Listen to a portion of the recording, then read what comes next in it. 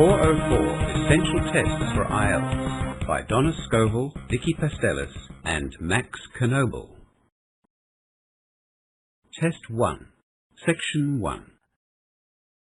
You will hear two students who have just returned to university after their summer vacation. Listen to Louise and Kerry talking about their vacation. First, look at questions 1 to 4.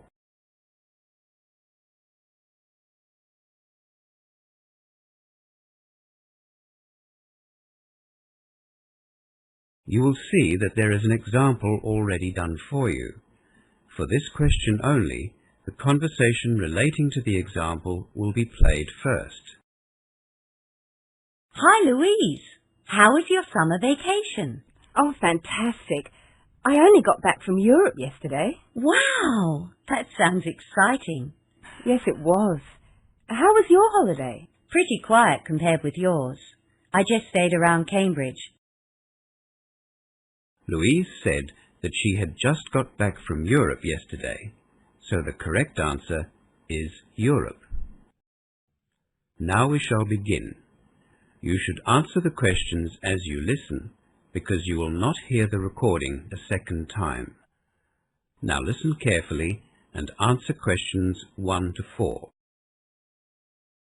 Hi, Louise. How was your summer vacation? Oh, fantastic. I only got back from Europe yesterday. Wow, that sounds exciting. Yes, it was. How was your holiday? Pretty quiet compared with yours.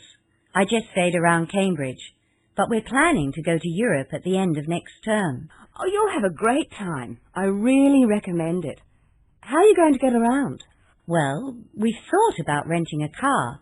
Flying is far too expensive. What did you do? We bought Eurail tickets and travelled around Europe by train. Was it expensive? No, not really. It cost us £203 for a Eurail Pass youth ticket. I've heard of Eurail. What did that include? Well, you get unlimited train travel in and between 17 European countries. It lasted for a month. Gee, for £203, that sounds reasonable. Did you visit all of the 17 places? Yes, all except for Ireland. We couldn't really understand why Ireland was included on the pass, but England wasn't. Yes, that seems a bit strange. Did it include the trip from London to Paris in the Channel Tunnel? No. Unfortunately, we had to pay extra for that train. But we did get a discounted fare because we're students. Were there any other restrictions on the tickets? Well, if you want to pay more or less money, you can choose another plan. There are 15 and 21-day plans, or 2 and 3 month plans. The only restriction for the youth ticket is that you have to be under 26. That suits my friends and me. None of us are 26 yet. We went to school together. Oh, you really have to do it. It's safe and easy and a great way to see the countryside. The weather was fantastic, and so were the people. It sounds great. Louise and Kerry go on to talk about travelling by train in Europe. As you listen to the rest of the conversation, answer questions 5 to 10. Before the conversation continues, read questions 5 to 10.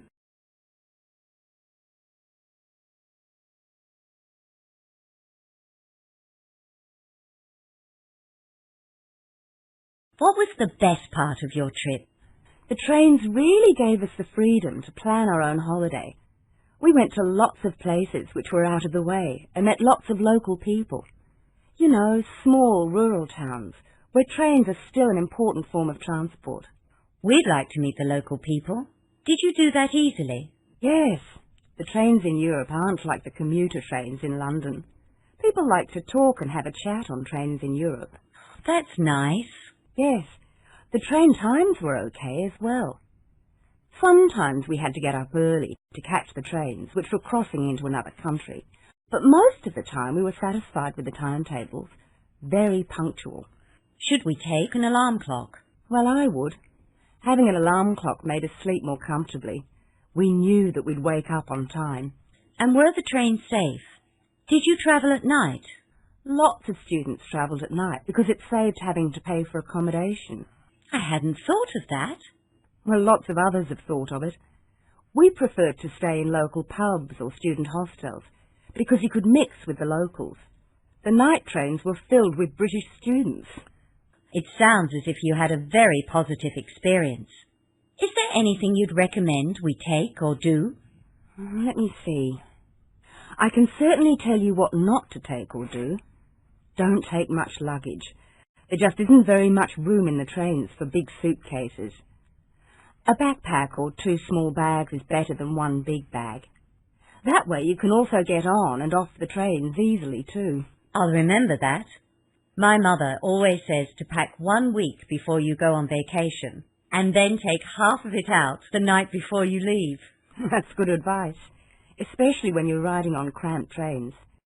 The other thing is to be careful with your valuables. Lots of students had money and passports stolen, especially at night. Did you have anything stolen? No, but we met lots of people who did have things stolen. We all had money belts under our jackets. I'll have to buy one of those.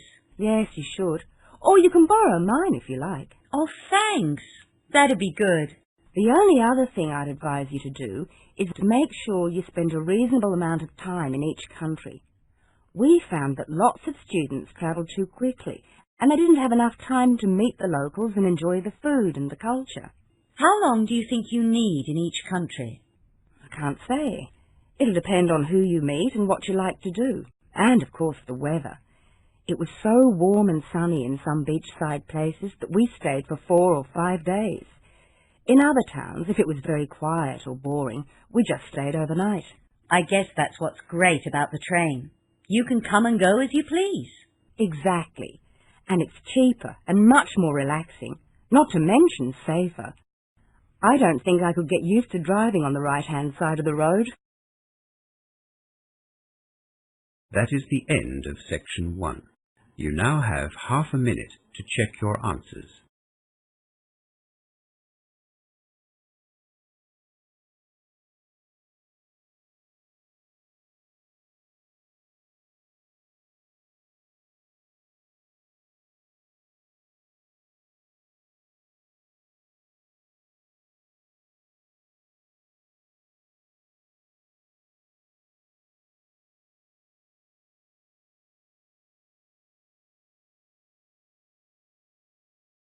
Now turn to section 2 of your listening question booklet.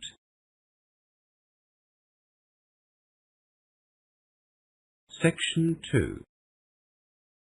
You will hear Diane Kelly, the admissions officer at Central City University, talking to a group of newly arrived international students. As you listen to the first part of the talk, answer questions 11 to 16. Before you listen, look at questions 11 to 16.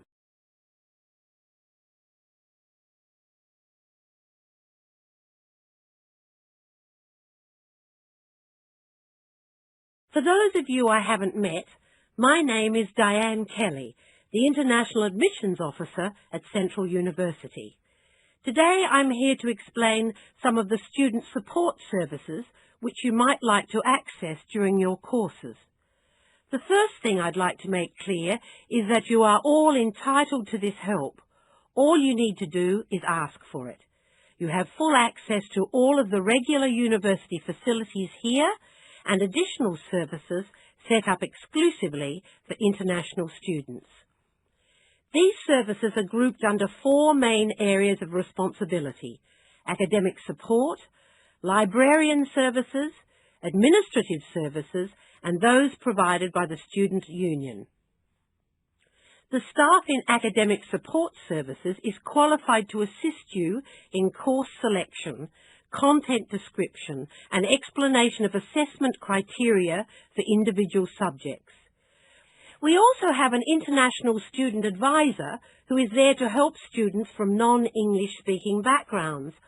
All of you have achieved the English requirements for entry to your particular courses, but it is possible at some stage that you will need language support. The International Student Advisor is there for that purpose.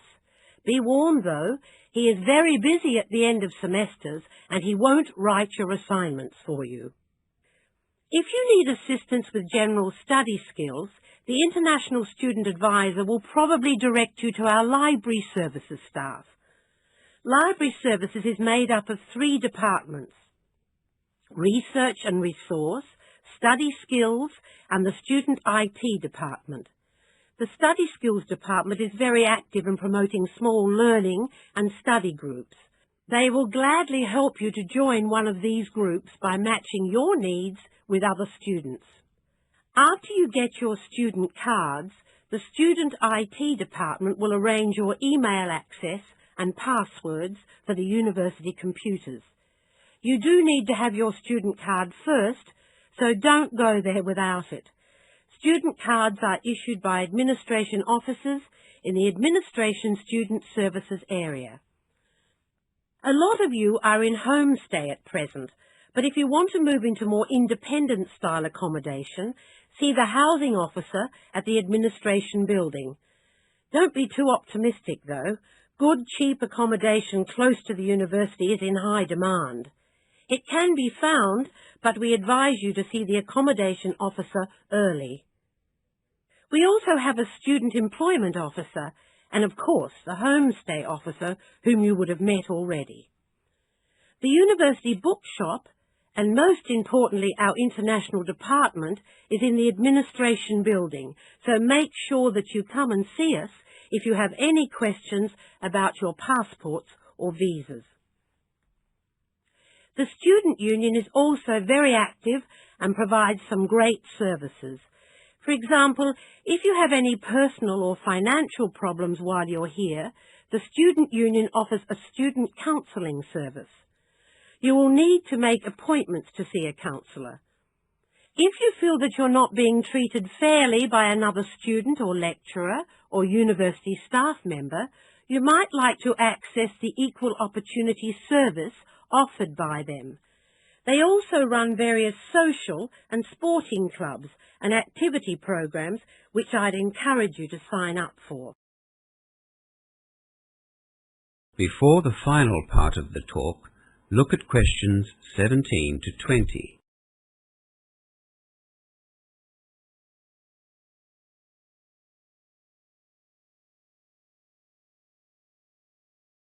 Now you will hear the rest of the talk.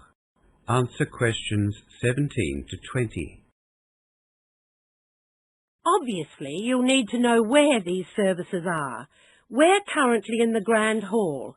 Now, if you have a look on your campus map, the library services are of course in the library, which is over to my right, just between the outdoor sporting facilities and Hawkins Student Car Park. The Student Union building is also in that same direction, but it's in front of the car park. For those of you who will be travelling by bus, the university bus stop is just outside the library.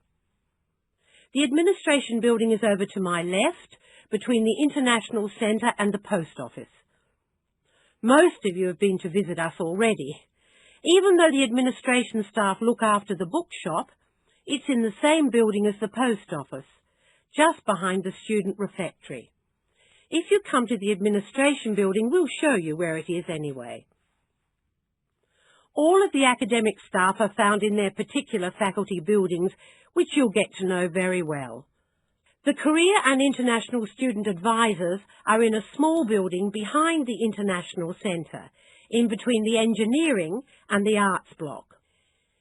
It's really quite easy to find your way around the campus, and most staff and students are more than willing to give you directions. Now, we're just going to have a short break with some tea and biscuits at the back of the hall. So, if you'd like to stand up and come down. That is the end of section 2. You now have half a minute to check your answers.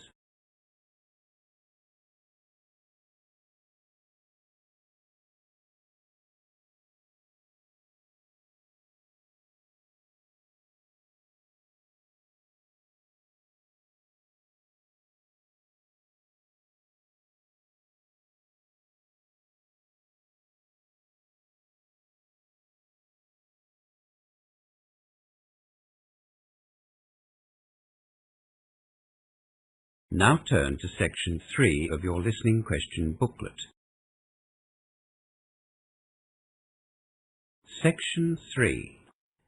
In this section, you will hear two students discussing the early childhood tutorial they are going to present. First, look at questions 21 to 26.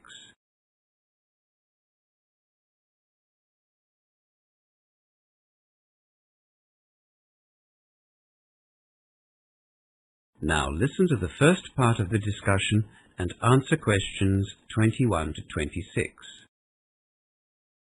I don't suppose you've come up with an idea for our tutorial presentation, have you? Well, as a matter of fact, I have. I thought we could talk about the obvious differences we see between the sexes as children grow up. Do you mean the differences we see between males and females as a result of the way they are brought up? No, I mean the differences that exist from birth. That sounds like a lot of work, Rose. Not really. Do you remember in our first early childhood lecture, we were given a list of differences which were observed in male and female babies and toddlers in the UK? I wasn't here for the first 2 weeks of the semester, remember? I had problems getting my passport. Oh, that's right. Well, it was really fascinating. A group of behavioural scientists in England selected 100 children to observe over a very long period, 20 or 25 years. They were brought up in families who treated girls and boys in the same way, no special treatment for either of the sexes.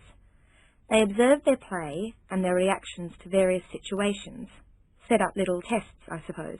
How old were the children? The first observations were carried out when the babies were only a few hours old. They concluded that girls were more sensitive to touch than boys at that early age. How did they end up with that conclusion? Well, the lecturer didn't go into detail. I think he just wanted to get our interest, whet our appetite.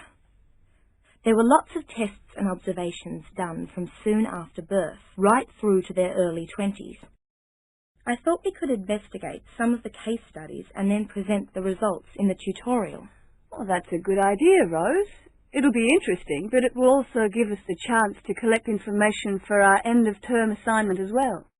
It'll also be a good opportunity to check out the resources available in the library. I haven't had the chance to spend much time there yet. Have you?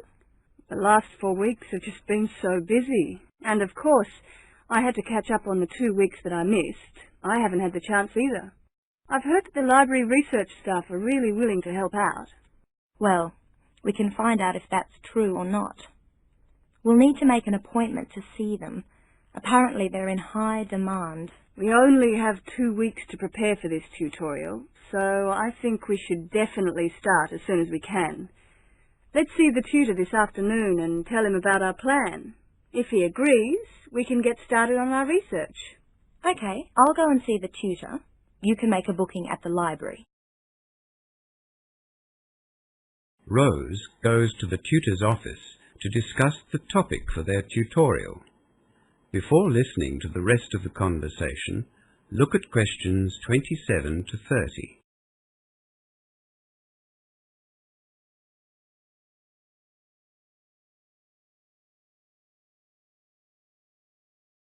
Would it be possible to see Jim Clark, one of the early childhood tutors? May I ask what it's about?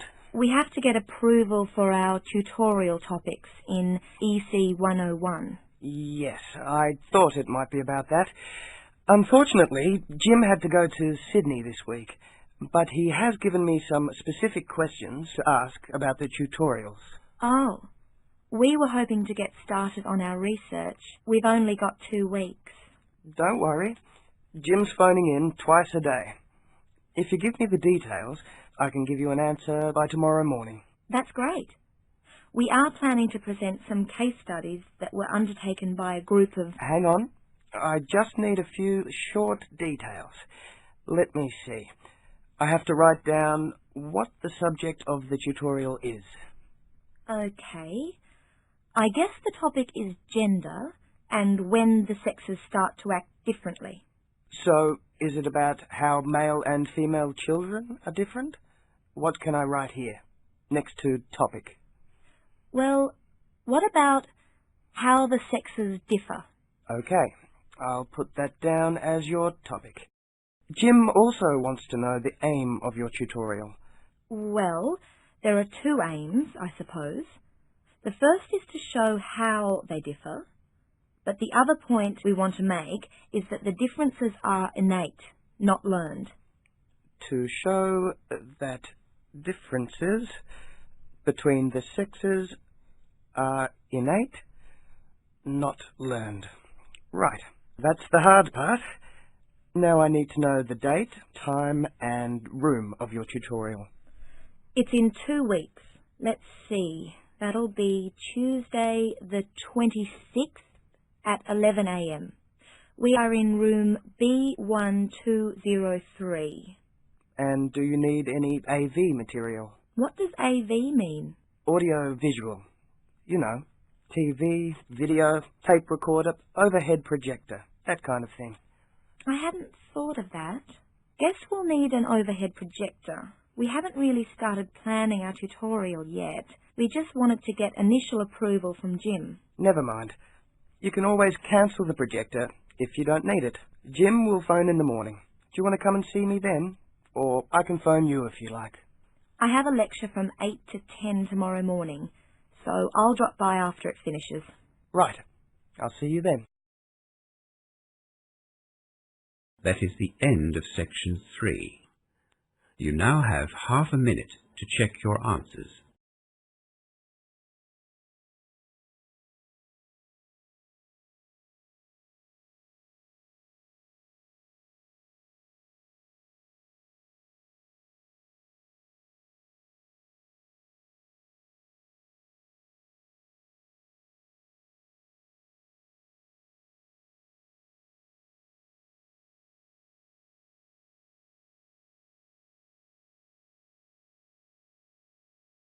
Now turn to section 4 of your listening question booklet.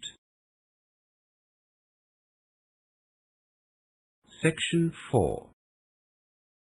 You will hear a lecture being given by a university professor to first-year students about the examination period. First, look at questions 31 to 40.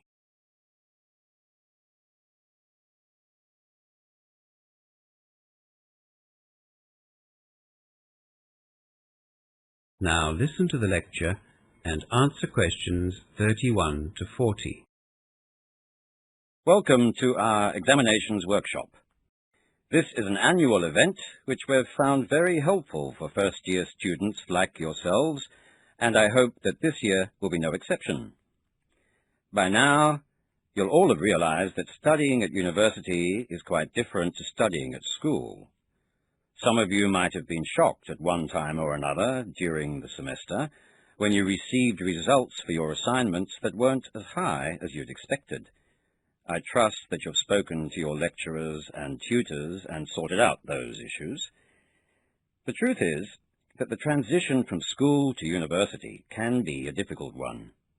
The academic standards are higher, and of course there is considerably less supervision at university, and it's incumbent on the students to follow their own study regime.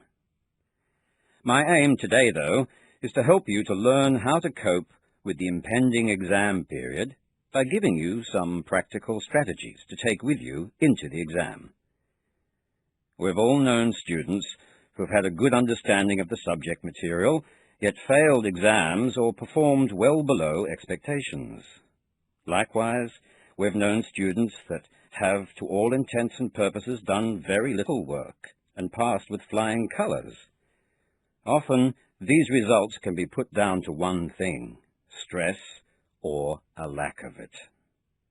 Don't underestimate the importance that stress plays in exam performance.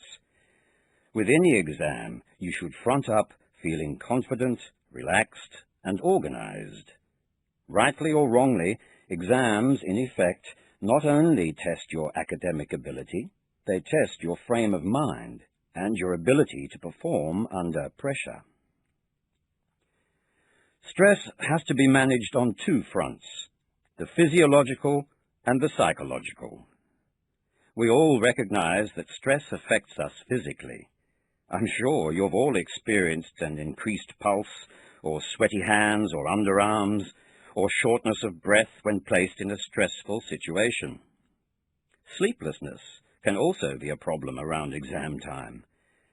The most effective way to manage these physiological reactions is through controlled breathing, which we'll practice later. By controlling or regulating your breathing, you'll find that you can put yourself rather effectively into a relaxed state. Psychologically, stress affects the way you think. For an exam, you need to think rationally, and this is why you need to be confident and organized before walking into the exam. Continuing to think rationally after you read an exam paper which you know nothing about is very hard to do, but if you are organized and you've put in the time needed to learn the subject material, you will have the self-control you need to think rationally. Stress can make you panic, the worst thing you can do in an exam. Look at the question calmly and rationally dissect the question. And let's face it, even if you haven't prepared well enough, you'll still need to think rationally in order to do your best under those very trying circumstances. Just while I think of it, this is probably a good time to tell you a piece of advice that I give first-year students that come to see me. Don't rely on what other students tell you about the time they allocate to study. The reports we have had over the years have been ridiculously overestimated and underestimated. Follow your own study regime and don't listen to others. We're all different, so it stands to reason that the time we need to allocate to study will be different. Generally speaking, for every hour of lectures you attend, you will need another hour of follow-up or research work if you want to achieve good grades. Right, so where was I? We have to learn how to control our breathing, and we need to have enough confidence in our ability to be able to think rationally. Time management is another important factor that can make or break you in an exam situation. After you have gone through the breathing exercises, which you'll be familiar with, read over the entire exam, noting the different marks and weighting of questions. Only after you have done this can you allocate your own time to each question. If I had $1 for every time a student has told me that they didn't do as well in an exam as they'd hoped because they'd run out of time, I'd be rich. If you can manage your time properly in an exam, you will reduce the amount of pressure that you're under. Anyway, note the different questions and their marks and allocate your time accordingly, as I said. Then, answer the questions that you know first. This serves to relax you further and gives you the confidence you might need to tackle the more difficult questions. However, don't spend too much time on the easy questions either. Always be mindful of the time restraint and the marks that are assigned to the question. In summary, to do well in an exam, you not only need the academic ability, you need to be in a relaxed state of mind with the ability to think clearly enough under pressure to allocate suitable time frames to questions. If you can equip yourself with these skills and train yourself to observe time management, exam success is almost guaranteed. We'll be holding a study skills workshop next week in the Language and Learning Centre to deal with ways in which you can study effectively for exams. You are all welcome, of course. Right, now, are you ready to learn some controlled breathing exercises? That is the end of section 4 and the end of the listening test. You now have half a minute to check your answers.